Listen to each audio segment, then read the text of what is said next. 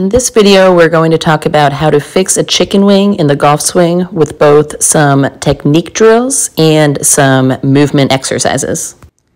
In this first swing, I show a pretty good example of a backswing where my right elbow is pointing down to the ground and the club is pointing over my shoulder.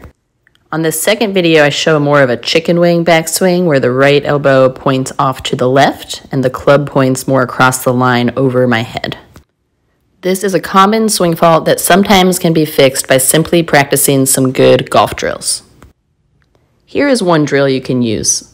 Place a ball between your elbows and practice just your backswing without letting the ball drop. You'll see this puts me in a pretty good position at the top of the backswing as long as I don't drop the ball. If the ball does drop, that tells me that I had too much chicken wing in my backswing. Rehearsing a drill like this is great for fixing my chicken wing if it is purely a technique issue. However, if I am physically unable to get into this position at the top of the swing, I need to address the underlying movement issues first. It could be that my right shoulder is too immobile to get in this position, or that I don't have enough stability and control to put it in this position. And if either of those are the case, I need to address this from an exercise standpoint first, and then start integrating it into the swing. Here are two tests to see if you have a physical limitation that is causing your swing fault. This first test is looking at if I have adequate mobility to bring my arm back into a good position in the golf swing. The second test is looking at whether I have enough strength and control to find that same range of motion when I'm fighting against gravity in my golf posture. Many times we need to both increase the shoulder range of motion through some stretching exercises and improve the control at that end range of motion through some shoulder strengthening exercises.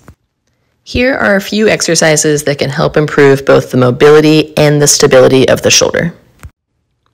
In this first exercise, you will find a stretch through the chest and the front of the shoulder, and then you're going to work on strengthening up around it by pushing into the pole as hard as you can for 5 seconds, and then pulling away from the pole as hard as you can for 5 seconds. You'll notice I have my hand on my rib cage here in order to keep my core engaged, so I am getting all this movement through the shoulder and I'm not arching through my back. In this next exercise, I'm increasing the stability demands by rotating back against a band. Again, I'm making sure the movement is coming through my shoulder and not my back. In this final exercise, I'm adding even a little bit more resistance by rotating with this dumbbell. Give these exercises and drills a try and see if they help you get into a better position at the top of your backswing.